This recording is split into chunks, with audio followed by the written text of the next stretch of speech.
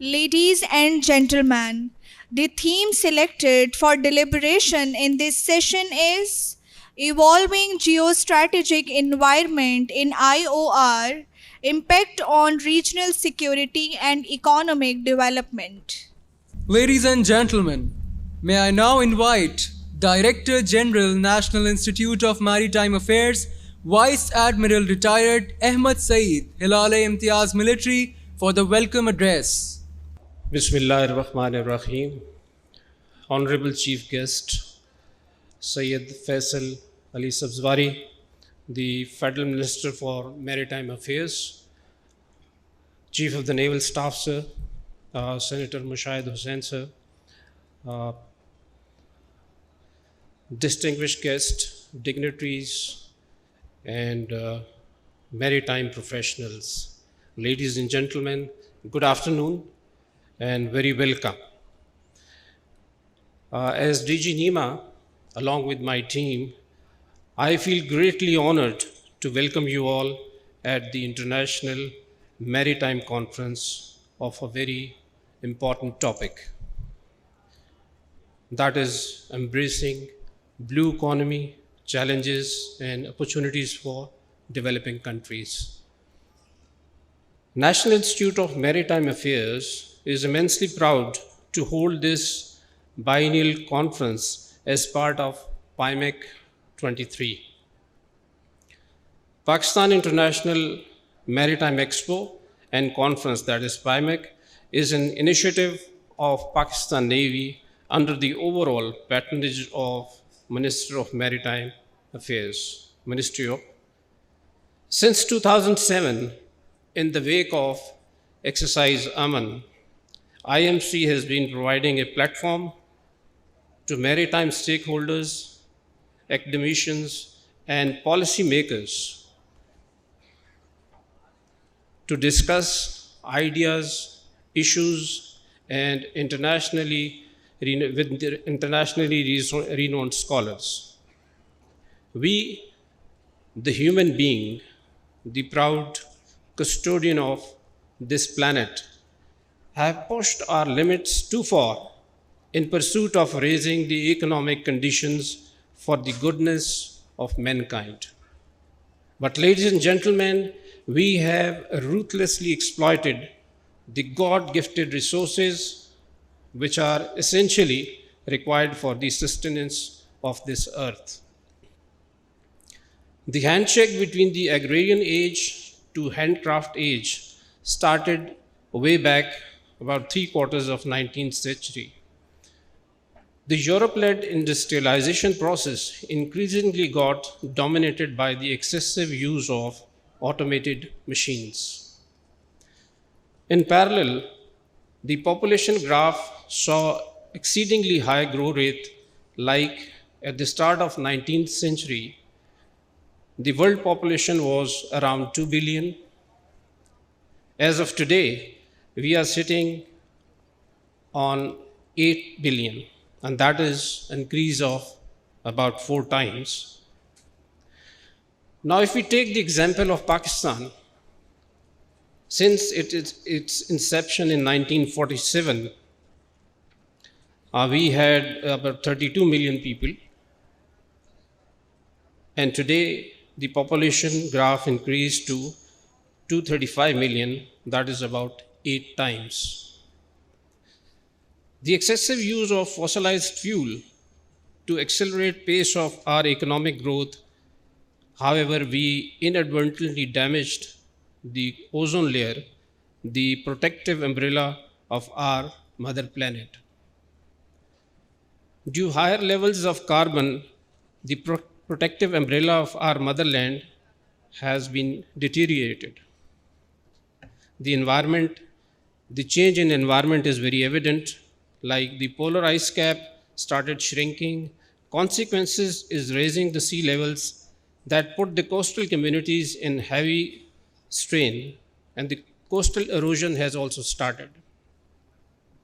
The glacier melting triggered the increased cycles of floods, and of late Pakistan has been badly hit. During the last flood, we lost over 2,000 precious lives and millions of livestock and about 1/3 of Pakistan dwelling was underwater. Massive use of non-perishable and non-biodegradable material with incomparable waste management system has heavily polluted our sea. On average, we are pouring 1 dumper per minute in the sea. One plastic bottle takes about 450 years to degenerate into microplastic particles, and the marine life, when it consumes it, it creates a food supply chain where it comes back to our dining table.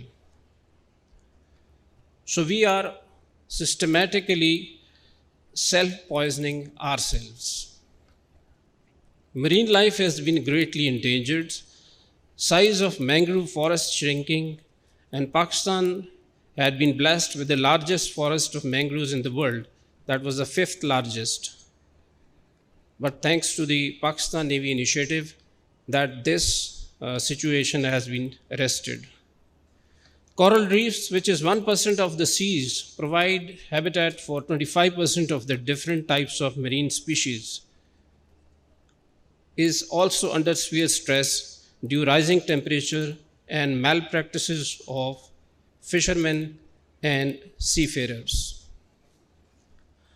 All these symptoms loudly indicate to the proud custodian of this planet that please stop. Take a pause and reflect back, see what you have done to this mother planet. If you keep doing what you are doing, the future of this planet is doomed. Another big bang, and here it goes. Need to decelerate this dangerous trend. It calls for comprehensive change in our behavior, practices, procedures, and above all, in the mindset that climate change is a hoax. Ladies and gentlemen, the Rio 20 has been a landmark event where the concept of blue economy was catapulted. Although it has been in practice in the primitive civilizations and has also been an integral part of religion, it preaches to conserve natural resources and conserve the ecosystems. Embracing blue economy is a complete code of conduct that outlines a set of responsibilities. The major part of it has been enshrined in the Sustainable Development Goals. The crux is to adopt green practices to sustain our available marine resources, use of environment-friendly technologies, processes, and procedures, preserve the ecosystems, and arrest the pollution and containment to environment as well as to the seas as oceans.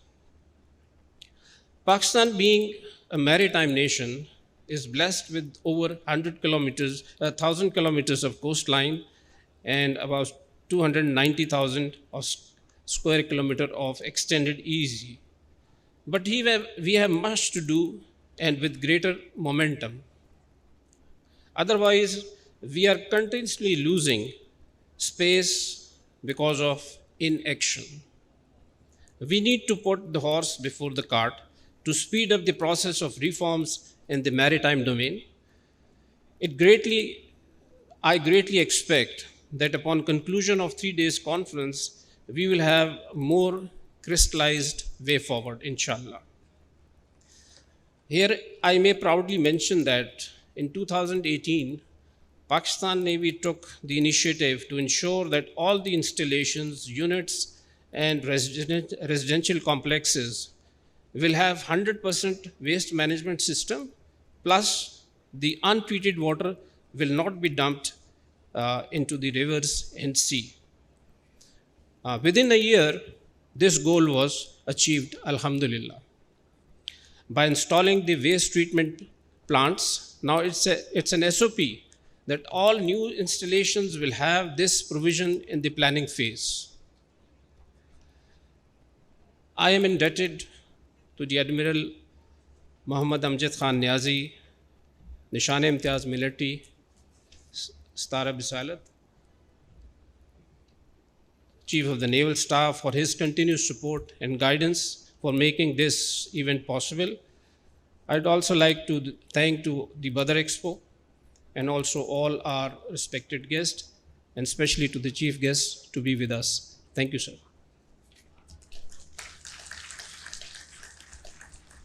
Thank you very much, sir.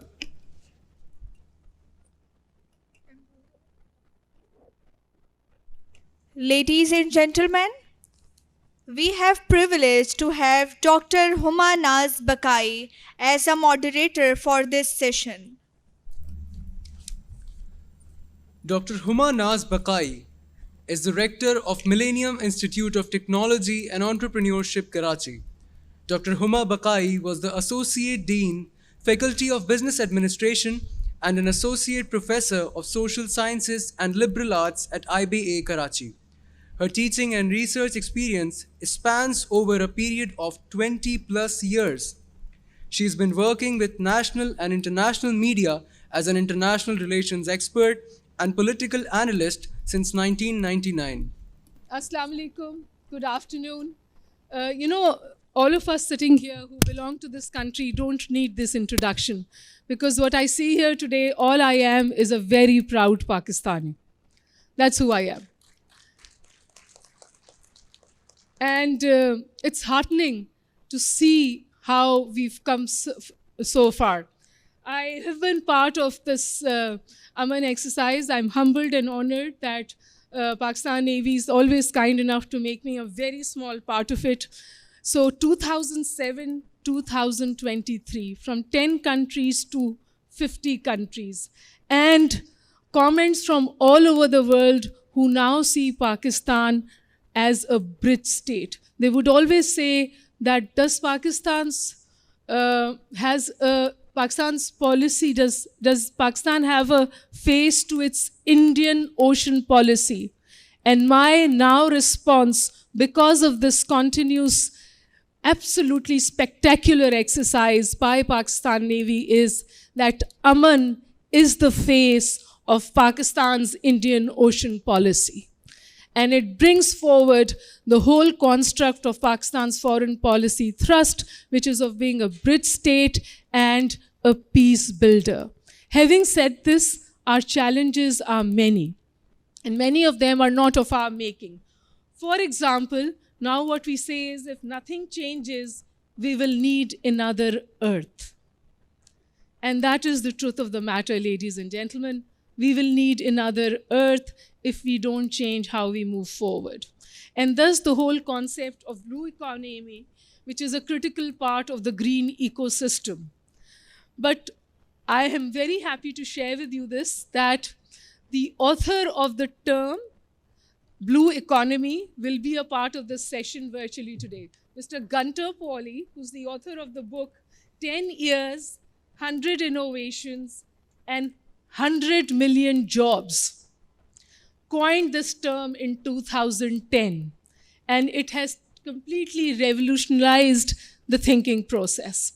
So we're very happy that he'll be with us today, and with him, very illustrious speakers. The one is sitting on my right, Mushahid Hussain Syed, who will be delivering the keynote. We have our friend from Turkey. Our heart goes out to him and his country. Mr. Sura would also be there. And then we have two people on virtually with us. One of them, of course, is 𝐻𝐻𝐿, and the other is Professor Stephen. So why is this so important? It is important because it tells us how to move from scarcity to abundance. And who needs this more than a developing country like Pakistan? With that, I will request Senator Mushahid Hussain Syed to deliver his keynote address, which will come after his introduction, I understand. Assalamu alaikum. Good afternoon. And a very good ni hao to our Chinese friends, especially Happy New Year of the Rabbit to them. Your Excellency, my dear friend and colleague, Senator Syed Faisal Sabzwari Sahib, Minister for Maritime Affairs, the Honorable Chief of the Naval Staff, Admiral Muhammad Amjad Khan Niazi, Admiral Saeed, of course, the one and only Dr. Huma Bakai, who is a certified intellectual and scholar.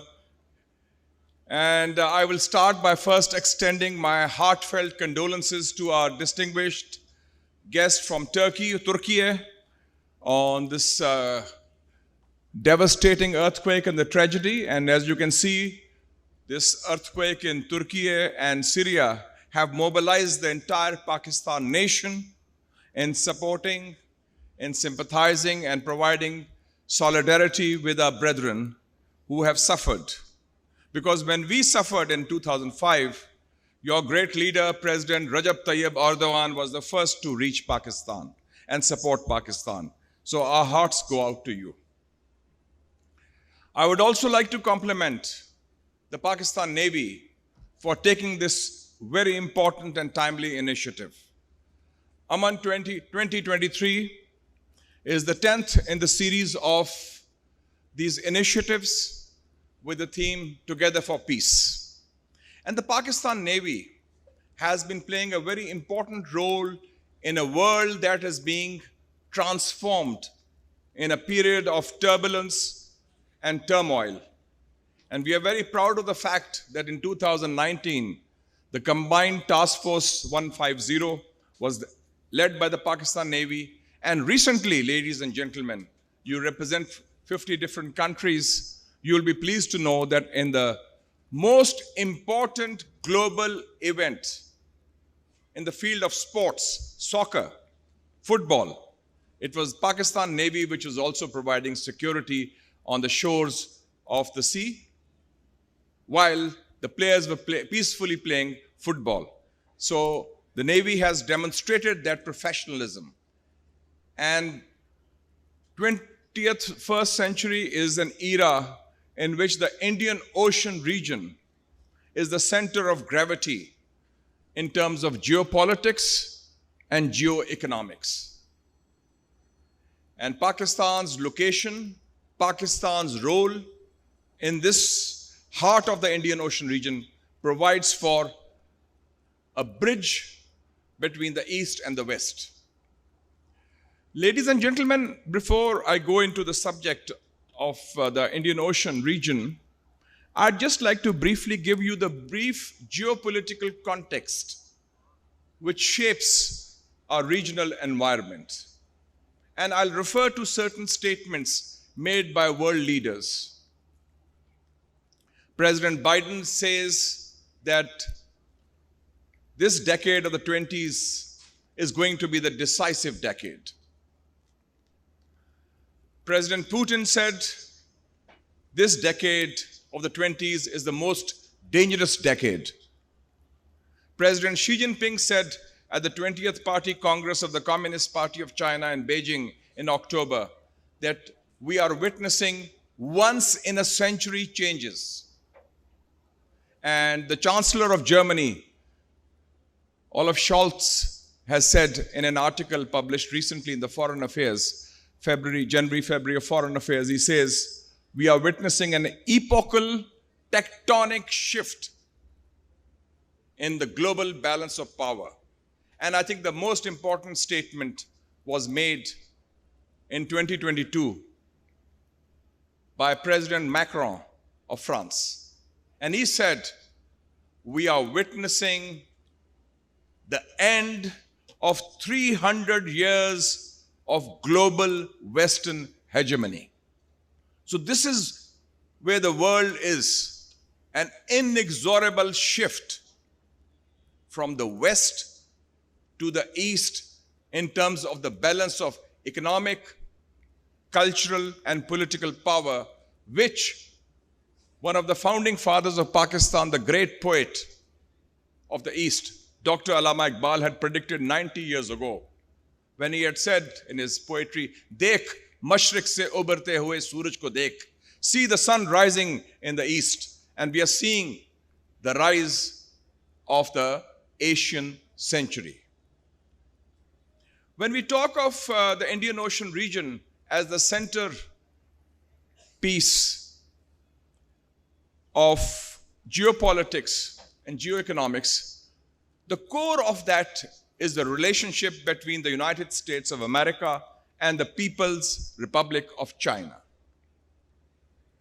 The People's Republic of China is the first non-Western power in recent history to emerge as a major competitor of Western domination in the field of economy and strategy. And I was recently reading a very interesting study made by Harvard University. And Huma, you must have it distributed. The study was done in November by Professor Graham Allison. It's a 52-page study you can find in the Google. It's called The Great Tech Rivalry, China versus the United States. 52 pages. And it says, and this is the core of the issue, China is overtaking the United States in high-tech manufacturing and science and technology. And they mention China produced last year 1.5 billion cell phones, 250 million computers, 25 million automobiles. But more than that, they talk of China either catching up or China either reaching that level, whether it's artificial intelligence, robotics, 5G, cloud computing, the foundational aspects of the 21st century science and technology, including STEM, STEM, science, technology, engineering, and mathematics, where China and the United States are almost at par. So we see three major global trends in this region, the broader Indian Ocean region, which are going to shape the regional environment and the geopolitics in the 21st century. The first is an architecture of a new Cold War is already in place. And you can see it from the Indian Ocean region going into the Pacific region, what the West calls Indo-Pacific. Actually, it's Asia-Pacific. But they have, since 2018, the new term is, according to them, Indo-Pacific. And there we have seen the emergence of Quad, whether it's Australia or Japan, India, and the US. Then we have AUKUS, Australia, UK, US also. Then we also have strategic agreements between the US and India. We had in 2016 the LEMOA, Logistics Exchange Memorandum of Association. 2018 we had COMCASA, which is about communications. And then we had in 2020 BECA, B-E-C-A, Basic Exchange Cooperation Agreement. So put together, that places India as a very solid part of the anti-China alliance being cobbled together by the United States. And that is a very important element. And for the first time, NATO summit in Madrid invited 4 Asian countries, Australia, New Zealand, South Korea, and Japan. And the NATO Military Committee chairman also visited Japan and other Asian countries. So you can already, there's talk of an Asian NATO, and there's already talk of confronting, and this started in the days of President Obama, when he mentioned about the pivot to Asia in November 2011.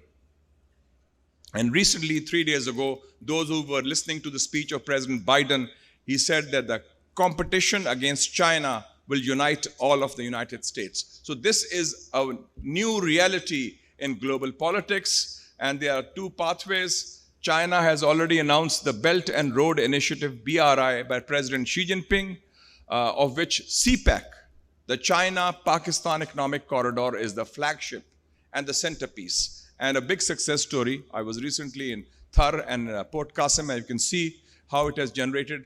The BRI has generated 300,000 jobs, and it has transformed lives and countries from the Solomon Islands to Kenya, to Africa, to Panama. From Pakistan to Panama, you can feel the impact of that. 146 countries are on board. So that is one major trend.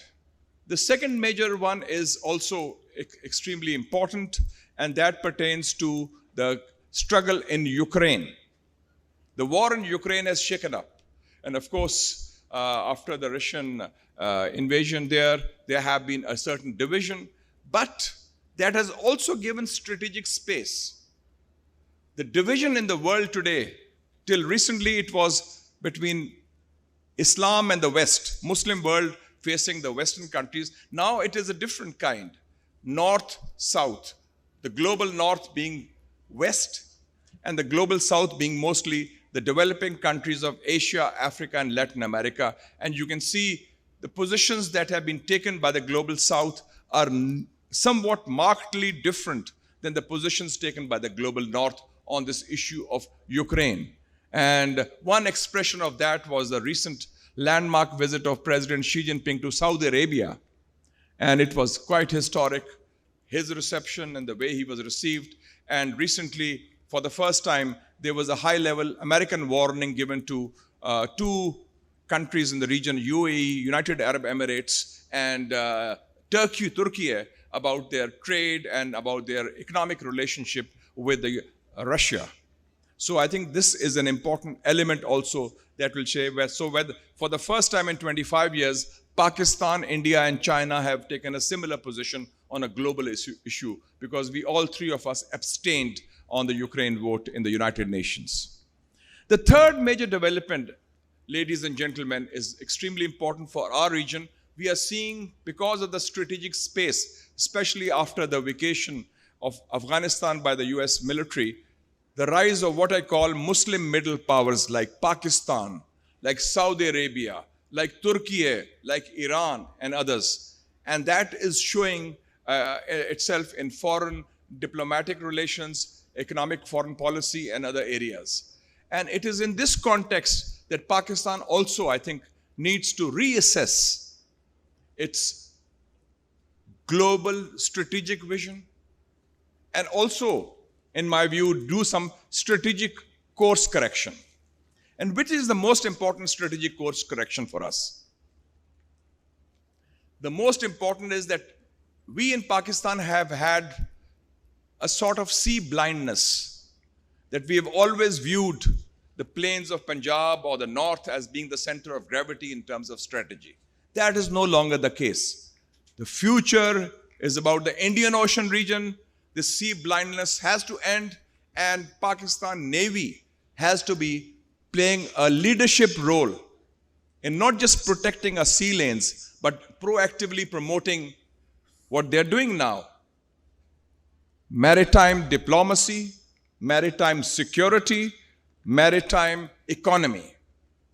And we are very fortunate that a few years ago, in 2015, Pakistan's continental shelf, or seabed, was expanded by 50,000 square kilometers.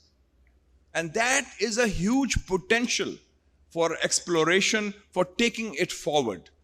And maritime economy is going to be shaping up this whole region in a big way. The World Bank had a study done, and they said the maritime economy, the blue economy of Pakistan, has the potential of $100 billion. And that, together with our mineral resources, which we have in different parts of Pakistan, buried deep under, along with our natural gas reserves, comes to a total of $1 trillion. And in that regard, I've just come from Islamabad, we talk of IMF, we can bid goodbye to IMF. We don't need to be dependent on IMF or this culture of IMF and loans and subsidies, and move forward. For this, I would like to also propose a couple of things through the courtesy of the Honorable Minister, Syed Faisal Sabzwari, who I know is a very effective man. He's a doer, and he used to be a doer in Karachi, but I hope he'll be a doer in Islamabad also. And Shah Sahab, you should take the initiative. Number one, establish a national seabed authority to focus on this new continental shelf, the expansion that we have seen. That's number one. Number two, the Ministry of Maritime Affairs should have a permanent secretary who is from the Navy, an admiral, maybe a commodore also, brilliant commodore. Admiral Niazi can nominate some of his good dynamic officers. When we have Ministry of Defense headed by a general, we have Ministry of Defense Production headed by a lieutenant general. Why? This is extremely important. Navy is a bit of the Muslim service, but they have to play a role now because this is our future is maritime. And in this regard, if you have a naval officer running your ministry rather than any other bureaucrat, I think this will make a qualitative difference. And that would be the game changer in our strategy to build Pakistan in the 21st century, because economic independence is the material basis for political independence. And the key to economic independence is not IMF in Washington, DC, or going other places. You have CPEC, China-Pakistan Economic Corridor. You have TAPI, Turkmenistan, Afghanistan, Pakistan, India pipeline. You have regional connectivity, and you have huge offshore resources, the blue economy, as well as the mineral resources. So the way forward to build Pakistan, to strengthen Pakistan in the 21st century, I think is very clear, but certain decisions have to be taken. For a long time, we have avoided taking those decisions. But I would say, military style, Shah Sahab, tuck, tuck, tuck. Have the National Seabed Authority, number one. Number two, have a secretary in your organization who is from the Navy, and formulate a strategy like CPEC, which has a consensus of all the political forces and all the stakeholders, a strategy to build Pakistan's blue economy by exploration and exploitation of the natural resources, which the World Bank says are worth $100 billion. There's no reason that we cannot prove ourselves equal to the task. I thank the Pakistan Navy once again for this timely initiative, and I wish them good luck, and I wish the foreign participants a very good stay. Pakistanis are a very warm and welcoming people, and I'm sure you'll enjoy the hospitality of the Pakistan Navy and the people of Pakistan. Thank you so much.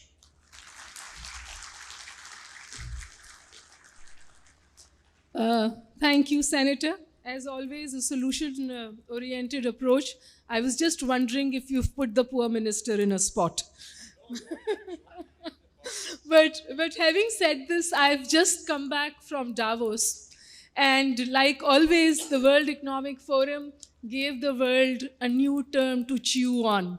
And this time the term was polycrisis, which essentially, we understand polycrisis immediately. It's very close to polygamy. We are akin to it. But back in Davos, there was a lot of debate on this particular concept. And then if we link to the whole concept of architecture of a new Cold War, I think it becomes very, very difficult. You know, when this balloon crisis was happening between the United States of America and China, and the exchange that was happening on it, I for a moment thought, it's China and the United States, or is it India, Pakistan? Because we were talking about pigeons and stuff, and now they're talking about balloons, more sophisticated, of course. But on a serious note, the question is, which is very, very important, and that is that this rising confrontation between a status quo power and an emerging power will make the whole global geostrategic environment very critical, not just that of the Indian Ocean. And that is why the consensus between the intellectuals is that perhaps competition, but confrontation is not an option. And the last word, something the senator also pointed out towards, is that it makes the role of middle powers very, very important to the direction the world politics will take. And ladies and gentlemen, if there is a Cold War, it is going to be on the sea lanes. So Mazloom, you're not, you're the face. Thank you. Who do we have online with us? Mr. Paul Gunter? Professor Dr. Stephen Haines. Okay, so now he's joining us virtually from the University of Greenwich. We're very honored to have you here with us. We have an audience keenly awaiting to your pearls of wisdom. But before that, we'll do a formal introduction. Over to you. Dr. Stephen Haines is currently Professor of Public International Law at the University of Greenwich, London, and an honorary trustee of the NGO Human Rights at Sea. He was also a commander in the UK's Royal Navy retired list, who served between 1971 and 2003, including on a number of maritime law enforcement operations. I'm going to share my screen, I hope, and I'm also going to put up my presentation. Can everybody see that? I hope they can. I'm very, very honored indeed to be a speaker at the conference. I was due to come out to Pakistan for the conference itself. Unfortunately, work pressures at the university, unexpected work pressures 2 or 3 weeks ago, made that impossible. And I am really very, very disappointed not to be there in the room with you all. I'm also very honored indeed, I have to say, to be invited to give this presentation. It's an extraordinary honor as far as I'm concerned to be able to come to you remotely in this way and to say a few things about the maritime strategic environment as I put on that first slide, from mare liberum to mare legitimum. But a number of slides which I put together especially for the conference so that people will be able to see what the thesis is behind what I'm saying. If I were to say everything that's on the slides, it would take me a lot longer than the 15 minutes that I've been allocated. So I will rush through the slides. Anybody who wants them can have them. And anybody who wants to continue the conversation with me can clearly get in touch with me by email. My email address is on that first slide. Okay, what I'm going, you've heard my background. I'm a former Royal Navy officer. A couple of decades ago, I retired from our Ministry of Defence and went into the academic world. I'd been an academic also before that, but I spent a number of years on law enforcement operations at sea. But more recently as an academic, I've focused increasingly on maritime affairs, ocean government affairs, governance affairs, and I have a particular interest in the issue of human rights at sea. But I regard my career, both naval and academic, as merging into a 50-year maritime career, really. I've been involved one way or another with the sea since 1971. What I'm going to be talking about is what I believe is, and it's very interesting that President Macron was quoted in saying the end of 300 years of global Western hegemony, because I would not disagree with him at all on that particular view. It is my contention that there was a period of about 350 years of Western maritime dominance from the early 17th century right the way through to the middle of the 20th century. But that the circumstances in maritime terms since then have been changing very, very dramatically. And it's what I call the end of the Ghosn era, Ghosn being the Dutch philosopher who posited the thesis of free seas, mare liberum, in a publication back in 1609. As far as I'm concerned, this is something that we now need to put a very, very significant question mark against. As I've said on that first slide, the era of maritime imperial rivalry and European expansion is over. And it's been over now for over half a century, as far as I'm concerned. I look at things in a historical perspective, and I certainly see that there is this massive shift away from European interests and North American interests, of course, as well. That period of 350 years between the early 17th century and the middle of the 20th century was a significant era in maritime affairs and indeed a significant era in global affairs. But we're having to look at what is going on and what has been going on since the middle of the 20th century.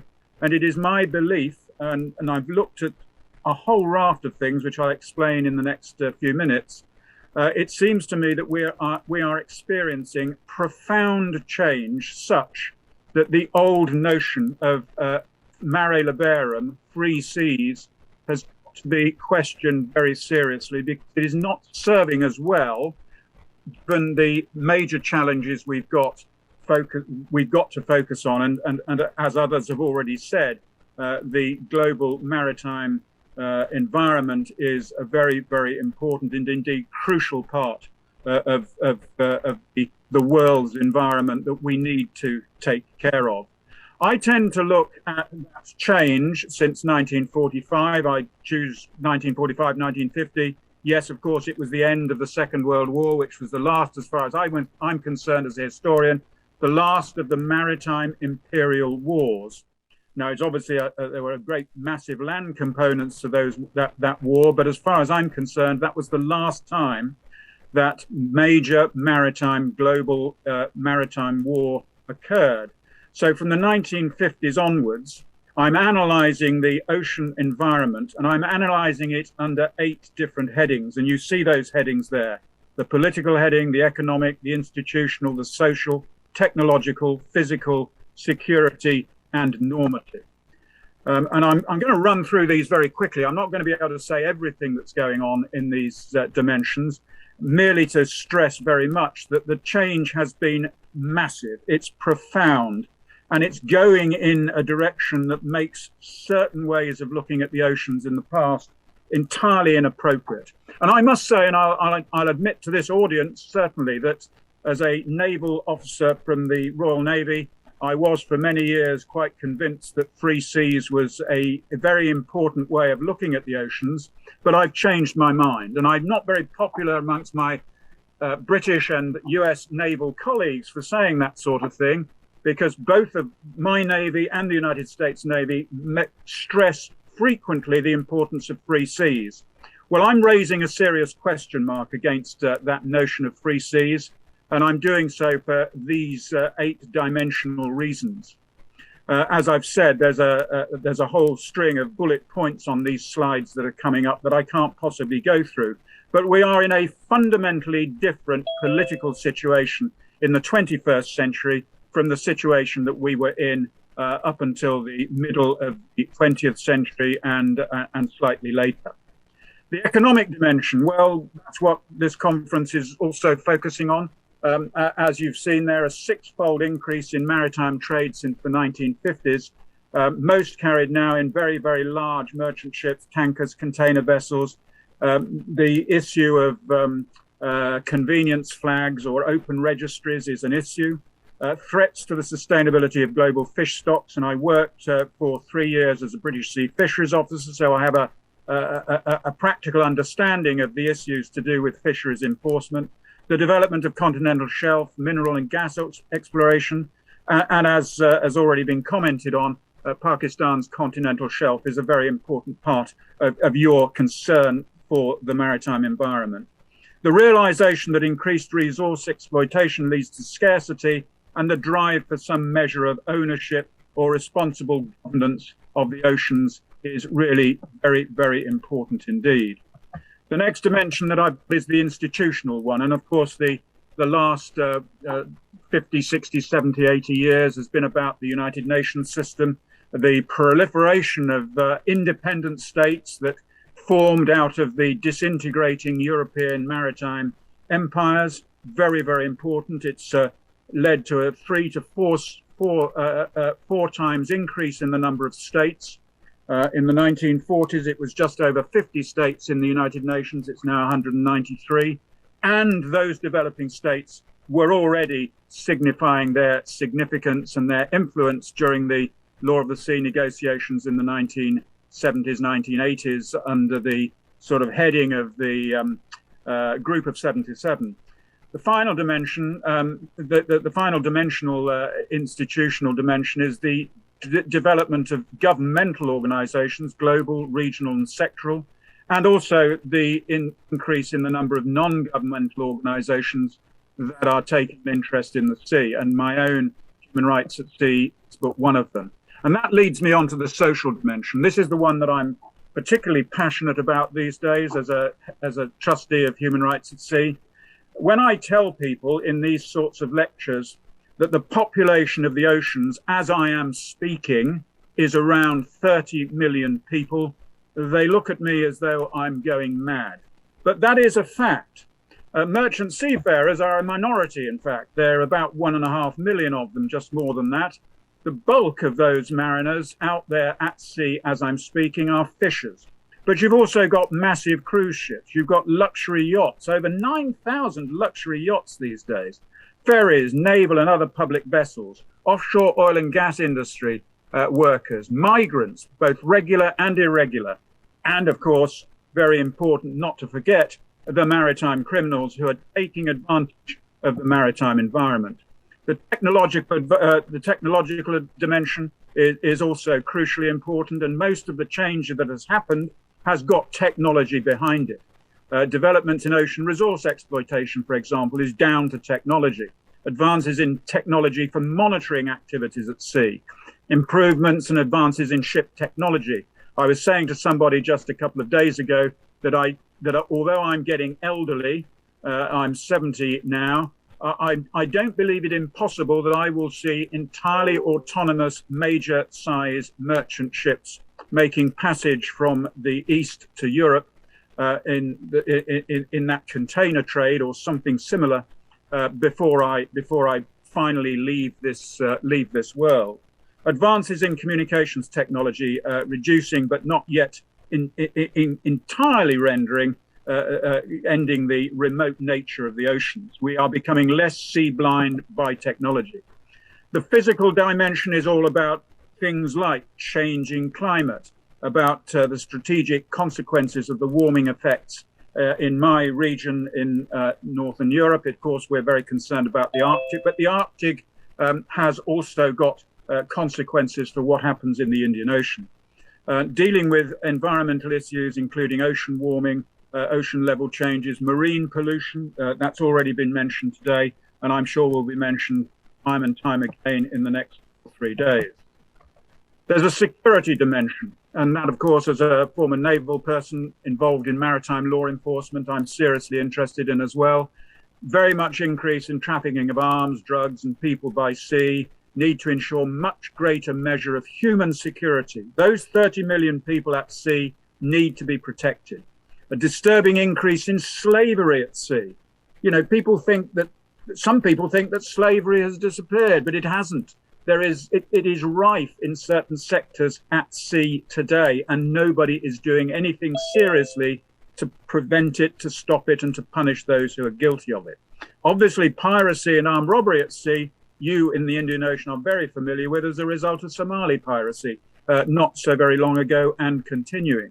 Perceived threat from terrorism at sea, the threat of low-level maritime disputes leading to action crossing the threshold from law enforcement circumstances to conflict at sea. And although major war has not been a major feature since 1945, and I do stress that as a naval officer, we have not seen a major naval war. There have been smaller naval wars, but not any global major naval war since 1945. And that, to my mind, is massively significant because I believe most of those major wars were a feature of the maritime imperial era, which I now see as being well and truly over. The normative dimension, well, I'm an international lawyer. Of course, I'm interested in the law of the sea and how that has changed. Professor, and obviously may I please request you to conclude? I'm thoroughly enjoying your presentation, but we have a time constraint. So if you could kindly conclude. I am sorry, I thought I had 15 minutes to speak, but I will wrap up. But you're getting the message, I hope, that the change in the ocean environment, which has been going on the last 60, 70 years, has been quite significant. What are the future? I can't predict the future. There's clearly a need to address the whole issue of jurisdiction at sea, a need to move away, as far as I'm concerned, from the notion of exclusive flag state jurisdiction, a need for significant international agreement. That seems to me to be remote at the moment.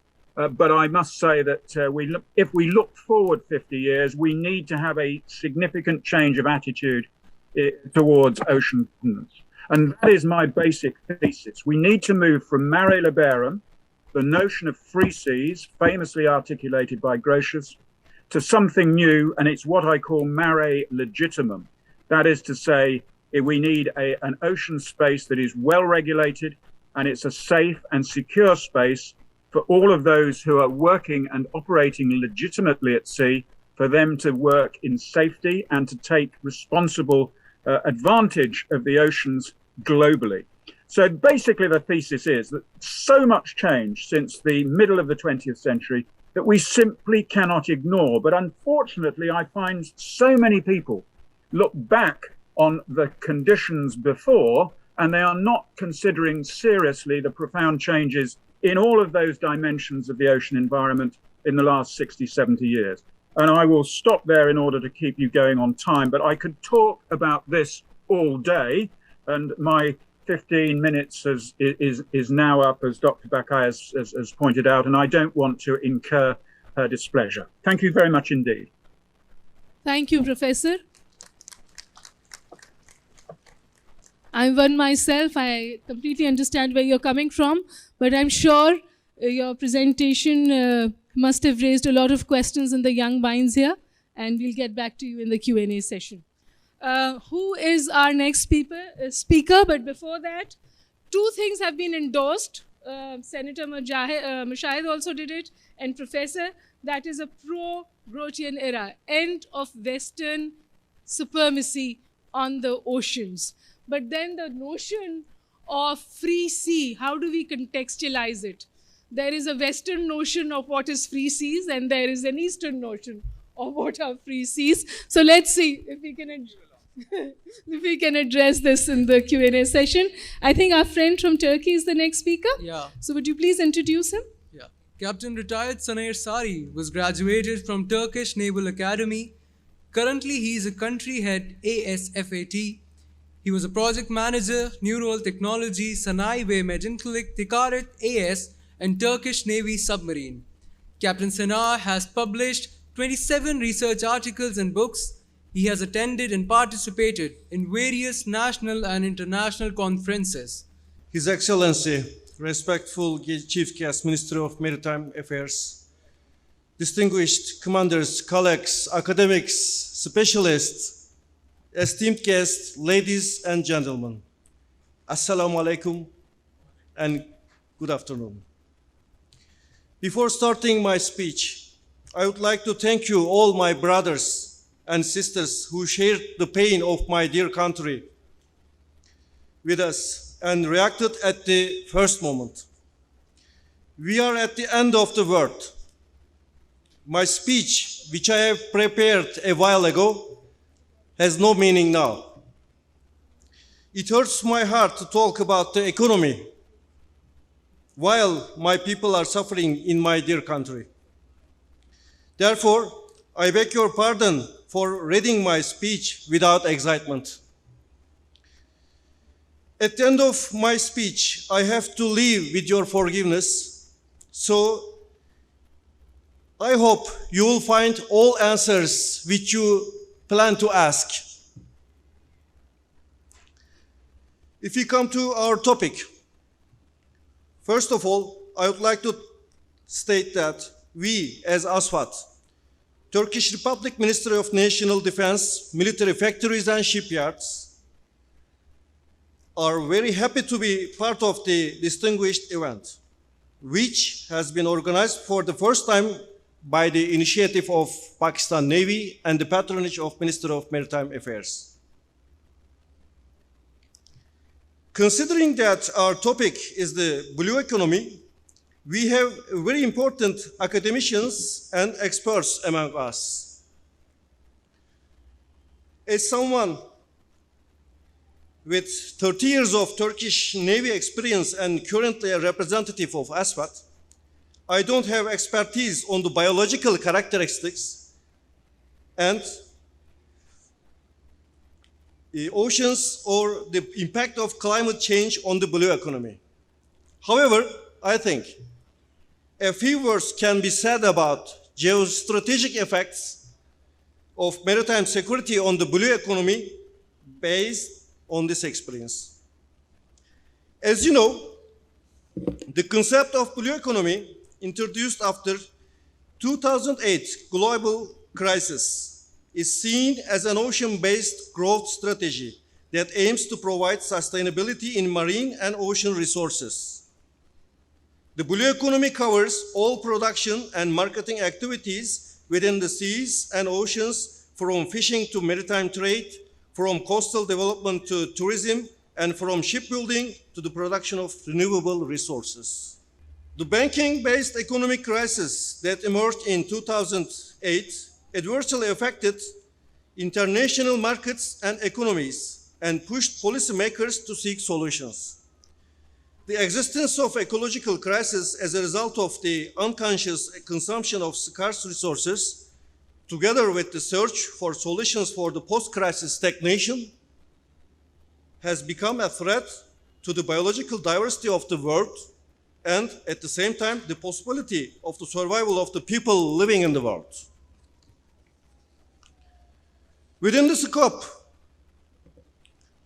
of combating these ecological crises and sustainability of the seas and oceans, which cover 3/4 of the world and are of vital importance, it is aimed to protect the ecosystems, to preserve the biological diversity in the seas and oceans, to control the water quality, and to realize sustainability in this domain. Again, the blue economy model is important for the safe and clean food and energies to be obtained from the oceans, which are very important with their renewable energy potential. The blue economy is not just about market opportunities. It also enables the conservation and development of more intangible blue resources, such as traditional lifestyles, carbon sequestration, and coastal resilience to help vulnerable states mitigate the often devastating effects of climate change. So, what exactly does the blue economy covers and include? Activities that use or produce products and services from ocean or sea-based activities, such as seafood processing, biotechnology, shipbuilding and repair, port operations, technology, and equipment. In the light of all this knowledge, considering that the center of gravity of the world economy has shifted to Asia, and especially the geography we are in, and that a large part of the logistics needs of world trade are met through the seas, the maritime security is one step ahead. In this regard, noting that exciting treasures of Pakistan, such as 1,000-kilometer long coastline with 290,000 square kilometer exclusive economic zone and continental shelf area, and also maritime sector, which has an enormous marine resource, such as hydrocarbons, minerals, and fisheries, we find that maritime security is once again the most important issue for all of us. In addition to protecting these treasures,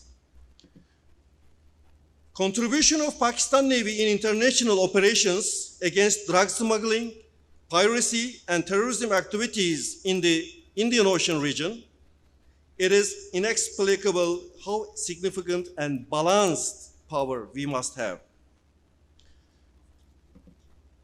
Barbaros Hayrettin Pasha, one of the most important commanders of Turkish naval history, expressed the importance of this 500 years ago. Whoever controls the sea rules the world. And again, our great leader Mustafa Kemal Atatürk's laconic words appear before us. It is our goal to have a perfect and powerful navy. As a Turkish naval officer, I was raised with the awareness of the truth behind these words, because Turkey is a country surrounded by seas on 3 sides with more than 8,000-kilometer coastline and struggling with the same problems. So, of course, I know that a strong and balanced navy is always needed to use these resources, ensure their security, and contribute to world peace. For this purpose, knowing that as ASFAT, 4 Pakistan Navy Milgem corvettes, whose construction process continues smoothly, alhamdulillah, that we will deliver to the Pakistan Navy in a short time, and that will contribute to the state security increases our pride even more. At the same time, we want you to know that we are always ready for subsequent projects that will improve this security with the will of the distinguished superiors of the Pakistan Navy. We all know that shipbuilding alone is not enough when it comes to safety at sea.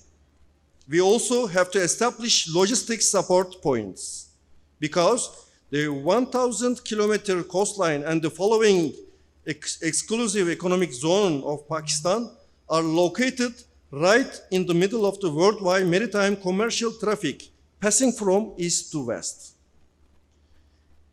Considering the worldwide economic crisis experienced since 2008, we see that there are very important opportunities for Pakistan in this regard.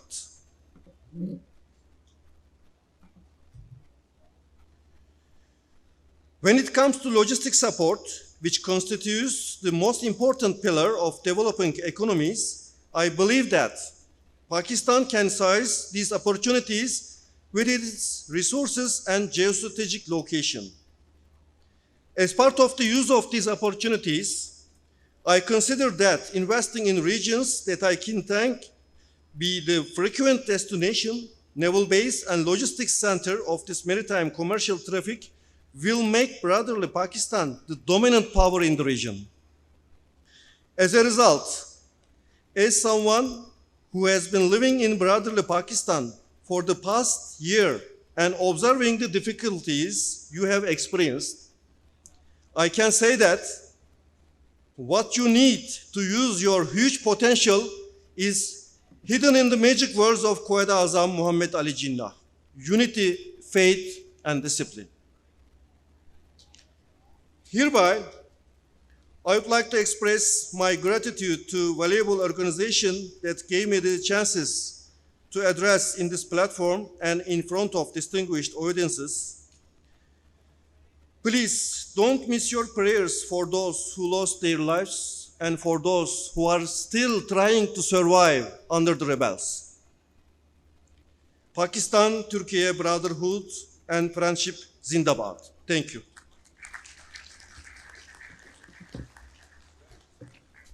Thank you. Thank you, Captain Sabzwari, and it was a pleasure listening to you. Of course, our heart goes out to our brethren in Turkey. The importance of maritime security cannot be emphasized more, but perhaps what is more important is blue economy, which is about regeneration and not recycling. It is about looking at what is global warming and then climate change and then what is sustainability.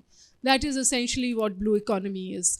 And for countries like Pakistan, the predictive analysis is that the anemic growth rate of 3% can actually become 8% if we can shift from traditional economy to blue economy. So I hope the policymakers here lend an ear to that. This is a speaker I've been looking forward to listening to.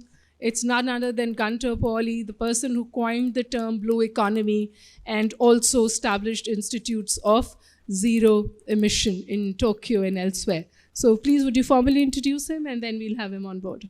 Mr. 𝐶𝐻 founded the Zero Emissions Research and Initiatives at the United Nations University in Tokyo and subsequently established the Global 𝐒𝐮 network as a foundation, redesigning production and consumption into clusters of industries inspired by natural systems. His latest initiatives include the design of a solution for the plastic soup floating in the oceans and the creation of a protective zone with islands to avert rising sea levels. And chairman of more than 10 companies, chairman and president of 𝐒𝐤𝐬𝐢 and advisor to the rector of the United Nations University in Tokyo, Japan. Ladies and gentlemen, Mr. 𝐵 Blue Economy Expert Principal, will be virtually joining us for his talk on comprehensive national security in the context of international interdependence. The the painful message that we have from our friends from Turkey and Syria, and my heartfelt condolences to those who suffer, but also a strong message to those who hopefully will be rescued under the rubbles. It is my privilege to join you for a second time, and I hope that a third time would be in person. I am here in Switzerland preparing a very important novel initiative in cooperation with a dozen governments, and I do hope, Your Excellencies in the audience, that Pakistan will also be part of it. If we want to unlock the blue economy, then we have to change the rules of the game. I want to be very clear that the way that we have designed economic models at the moment and the way that we are pursuing growth in these economies are bound by rules and regulations which do not at all permit a dramatic transition towards a sustainable blue economy. And one of these elements that I'm focusing on, upon reading all the developments of shipping, we realize that in the first place, all shipping in the world is concentrating in the hands of fewer and fewer players. President Biden of the United States was the first one to last year call global shipping is a cartel of a few players. Some people do not realize that 60% of the container ship operators around the world have gone bankrupt in the last 12 years. Now, that is no coincidence. The bankruptcy has been the result of a very fierce competitive game. And of course, the response by some of the leaders of the industry has been the construction of ever larger ships.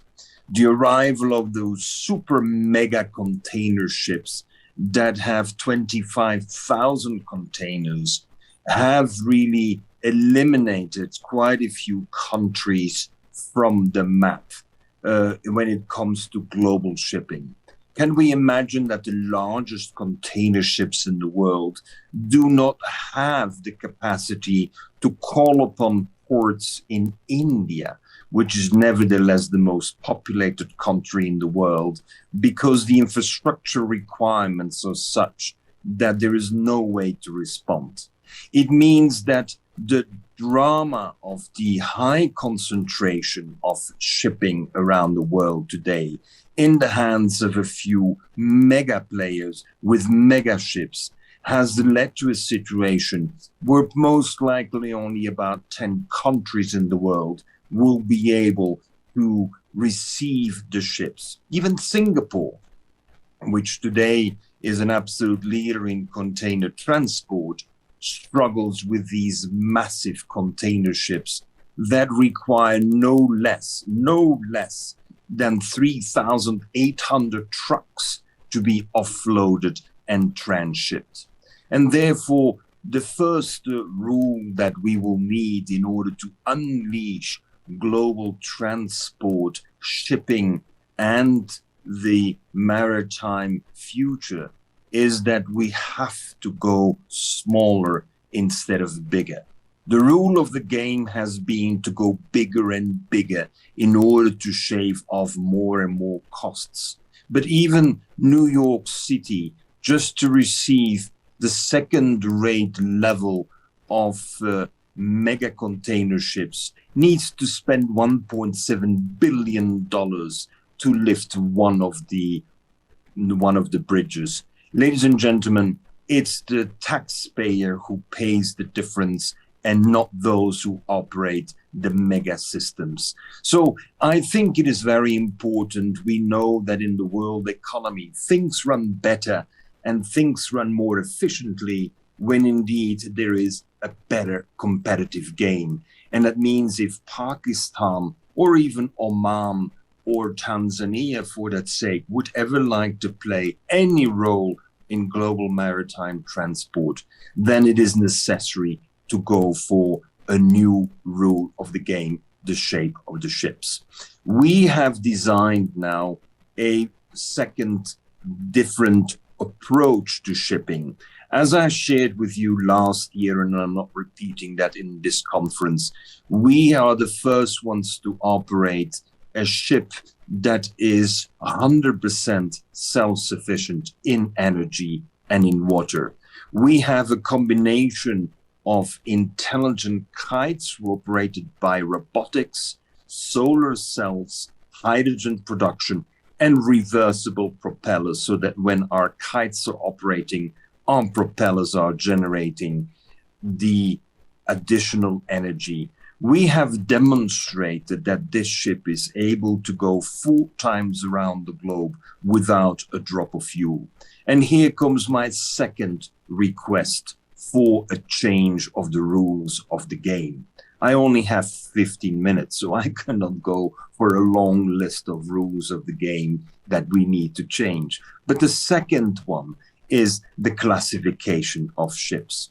I have been amazed by the classification societies that, of course, are very well entrenched for more than 200 years around the globe.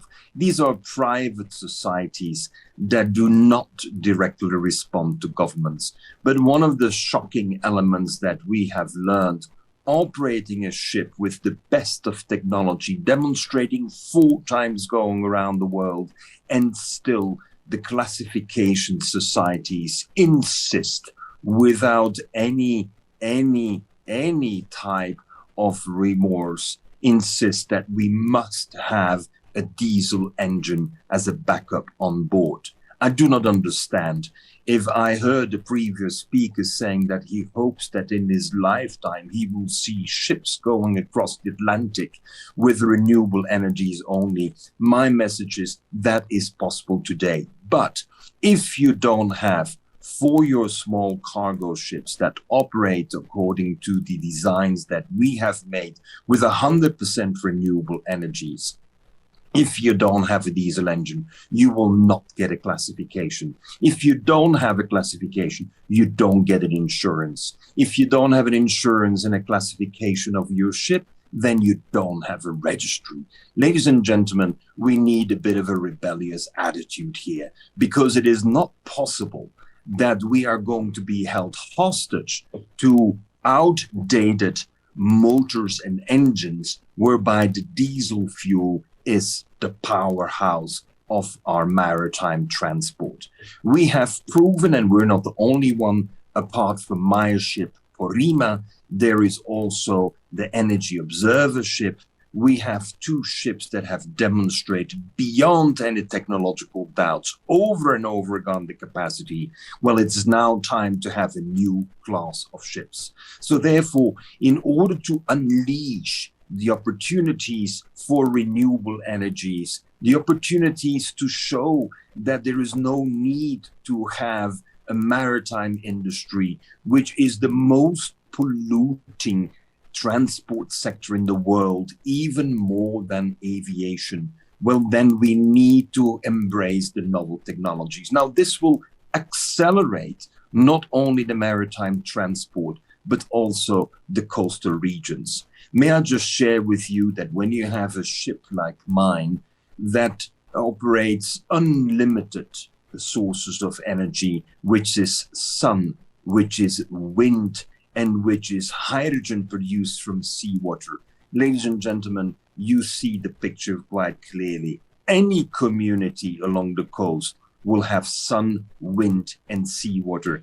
meaning that it will have an unlimited supply of energy and drinking water. This is the kind of dramatic transition that we will see. And therefore, I have, thanks to the initiation of the President of the Marshall Islands, His Excellency David Kabua, with the support of Malta, with the support of Singapore, we will pursue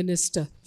But having said this, I am not going to make a comment on this excellent, excellent presentation that we've just heard. I've learned so much in the 12-15 minutes that you had to you, and I wish we have a longer session with you in time. I am now going to open the floor for question answers. I would encourage the students at the back and women to ask questions. Sir, I come to you later once I have to go back to my youth. Thank you. Do we have young people? Any young student wanting to ask a question?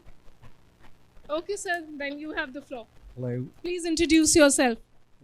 Good afternoon. This is Captain Farid Masood. I'm from British Merchant Naval LNG Fleet. The things are going in the LNG ways, which is very encouraging. But looking into the downturn of economy, with introduction of a new shipping into Pakistan, how pragmatic it is, or how it's going to react, and what time frame you think we can recover? Thank you. Who would you want to respond to that? I'll ask the minister to do that. Thank you. Hello. Yeah, can you hear me?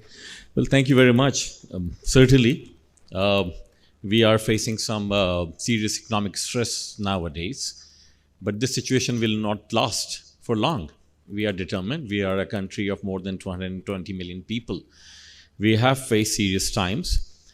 It is time for some serious soul searching as well. I would refer to Senator Mushahid Hussein's or comment on that IMF thing, that IMF as an international lender, as an institution, is not a very bad omen per se.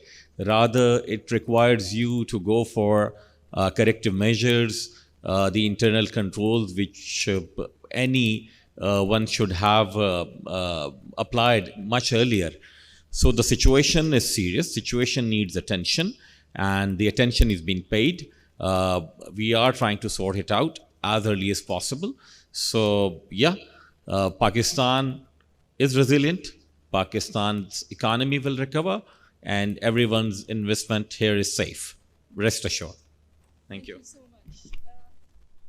Sir, since there are no more questions, I don't see any hands. It's yours. Please introduce yourself. My name is Salim Alawi. I'm a maritime industry professional for the last 53 years. But I disagree with most of the things what the professor has said. Because first of all, he says the GHG footprint of the maritime industry is higher than the aviation, which is incorrect. Because the international maritime industry's footprint is 2.7% versus 4.1% for the aviation industry. The biggest footprint on the GHG is from the utilities and the land transport, which has got 37% footprint of GHG. I didn't hear anything him saying about that. Then another thing which he mentioned about this transport system to replace all the ships without the diesel engines. Please, you have got a Rolls-Royce and you have got a Suzuki. There are most of the people who can afford a Suzuki, but they cannot afford a Rolls-Royce. What you are presenting, you haven't given the size of the ship, you haven't given the deadweight of the ship, you haven't given the capability of the ship, you haven't given what's going to cost to build that ship, whether people can afford it or not. Second, you are trying to rip off the fossil industry. The value of the fossil industry totals more than $500 trillion. It employs more than 100 million people worldwide. The investment in the fossil industry by the industry has been close to about more Sir, than please come to your $140 billion. question. So I'm just saying that to put the facts straight, my question is, what are you basing yourself on? Thank you. these things Thank you, which sir. mentioned? Mr. 𝐬𝐬𝐢𝐿, would you like to respond to that? Did you hear the question? Okay. Yes, I would love to be in Pakistan and debate with the gentleman in public for at least the next 5 hours. You know, first of all, my network is 3,000 scientists. We have scientifically demonstrated that the shipping, as we have performed over the 12 years, is 1/3 of the cost per container than you're talking about. Sir, 1/3. Why? Because 60% of the cost of shipping is fuel. And for us, we have zero fuel. So it's a very simple issue of mathematics and comparing CapEx, capital investment, with OpEx, operational expenditures. So I don't have the time to go into detail since it's very short. But let me rest assure you that if you have 60% of the cost of shipping today is fossil fuels, and for me it is zero, I do have a higher capital to invest. And it's not the Rolls-Royce versus the Suzuki. It's how much investment return am I getting? And I'm happy to invest 2 times more if my return is triple. This, unfortunately, in the 15 minutes, and I cannot give in detail, but when we are meet to meet, I know you'll be a fan of the facts that we have. When it comes to the statistics, let me give you the little joke. There are several ways of going bankrupt in life, but one of them is listening to statistics, because statisticians will be able to prove whatever they want. I work with my statistics, you work with yours. It's not important what the statistics say. The key is, what's the action? CapEx and OpEx. That determines the shift in the industry. And everything else is emotions, which should be out of this equation. Thank you. Ma'am, thank you very much for providing me this opportunity. I'm Commodore Ubaidullah and self-assigned shipping analyst. Taking the opportunity of the minister present here, I would ask a question which is related to blue economy and the center core, how we will expand and make the blue economy better. So only one sector I will touch, that is shipping. Sir, I would like to know why PNSC is not increasing number of ships. They have the money, they have the best of the best procedure, most transparent, but your office has told them they cannot buy second-hand ship. PNSC bought 24 second-hand ship in the last 21 years. And your they have points done come excellent. across. Thank you. Your point has come across. Thank you very much, Minister, Vaisa, but my office has not told anyone that they cannot buy. This is not me. This is procurement rules, Pakistan, which we are looking into. And my office is facilitating my organization, PNSC. I believe Admiral Jawad can enlighten you at the tea break that what are we going to do. Our aim is for 84 vessels for Pakistan. We aim to ship everything from crude, clean, dirty, edible, everything in order to make our foreign exchange reserves better. So this is the aim, this is the practice. If there is a confusion at the government level, I'm taking that to Federal Cabinet and I'm going to resolve that. Rest assured, sir. Thank you. Ladies and gentlemen, I'm sorry we've run out of time. I will encourage you to take your questions to the tea break. I am very grateful to Senator Mushahid Hussain Syed, Captain Sanar Sari, Professor Dr. Stephen Haines, and of course Mr. 𝐤𝐬𝐿 for making this session so intellectually stimulating. Thank you all for being here. Thank you for your questions. Over to you. Ladies and gentlemen, may I now request the Honorable Chief Guest, Mr. Faisal Ali Sabzwari, Minister of Maritime Affairs, to kindly address the audience. Bismillah ar-Rahman ar-Rahim. Well, since we are already out of time, so I will not take much time of the audience as well as the dignitaries sitting here.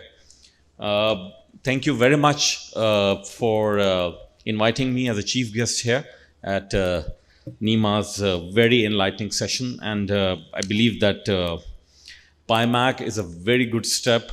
I'm glad that Ministry of Maritime Affairs has partnered with Pakistan Navy and Badr Expo in organizing this wonderful event. I hope that we would be able to fetch a lot of research as well as business and concepts and ideas from B2B to B2G to G2G. We have all the frameworks available here. All the government's organizations are displaying their stalls, the opportunities. Our officers are here, Pak Navy's officers are here. So we are here to facilitate the delegates who are visiting. We are really grateful that you guys have come from different countries and attending this amazing event. Since the experts have already spoken, I would limit my talk to a few things which I could have added that what we are doing, what we are trying to do rather. One very pertinent question was from Commodore Obaid, and I'm really glad that he asked. So the aim at the Maritime Ministry, Maritime Affairs Ministry, is that to increase the capacity, but not at the cost of the environment. Hence, we are already investing into the environment, be it the first ever combined effluent treatment plant at Port Qasim, be it the sewage treatment plant at 𝐒𝐤𝐬𝐢𝐵 with the help of Karachi Port Trust, be it the ocean cleanup startup with the help of Climate Change Ministry for Karachi's ocean. I understand, and I hope that you understand as well, that we do not control the local government and the provincial government, which are the main departments and divisions when it comes to the sewage treatment and contamination, everything. But since the responsibility of the ocean is with us, we are fully aware. And whatever resources we have, we want to invest them, be it corporate social responsibility or environmental responsibility or anything or everything. So we are responding to the call. Secondly, we sincerely believe that government's role is not to regulate, rather to facilitate and remain receptive. So we are receptive to the ideas. That's why, as earlier stated, that we are here. We would learn from this amazing conference and expo. I always maintain that indecision has its own cost. So that's why we have started taking several decisions simultaneously. Hopefully, you would be able to know about them pretty much soon. As far as the self-sustainable ships and the ideas and the ports are concerned, we are trying to invest in as much into the green energy projects and the terminals and other things at our ports. Yes, Pakistan is a developing country. Yes, Pakistan, as I earlier stated, is under immense economic stress. But given a chance, Pakistan is a responsible nation. We would live up to the expectations of the civilized world, of the developed world, when it comes to the environment, when it comes to the clean ocean, when it comes to the responsible trade. But the civilized world and the developed countries should also need to take care of Pakistan's need in these difficult times. We have been a very responsible country when it comes to the geopolitical issues, when it comes to the international issues. This time, we need the international world's attention.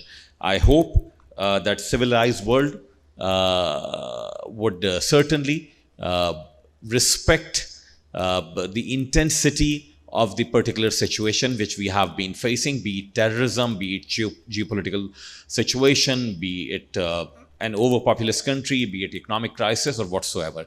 But the government of Pakistan and the state of Pakistan is committed to remain a very responsible state in times to come. Thank you very much. Long live Pakistan. Thank you, sir, for your valuable comments. Ladies and gentlemen, now is the time for souvenir presentation ceremony. I would like to request Honorable Chief Guest Mr. Faisal Ali Sabzwari, Minister of Maritime Affairs, to kindly acknowledge the esteemed speakers by presenting them with conference souvenirs. Vice Admiral Retired 𝐓𝐻𝐸𝐬𝐤𝐬𝐢𝐶 Military, Director General, National Institute of Maritime Affairs, is also requested to join the Chief Guest for the souvenir presentation.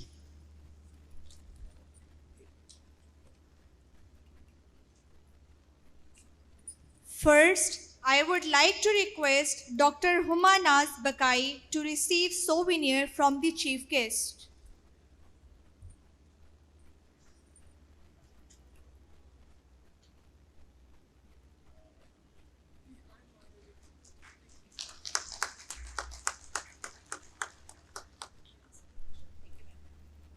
I request Senator Mushahid Hussain Syed to kindly receive souvenir from the Chief Guest.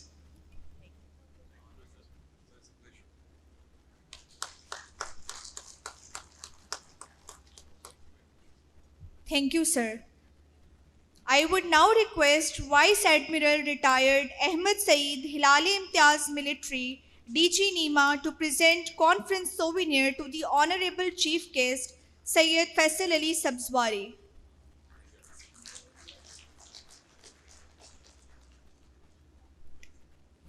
Thank you so much, sir. Ladies and gentlemen, with this, the subsession 1 of the day 1 of the conference has come to an end. All speakers of the conference are requested to join the Chief Guest for the group photograph.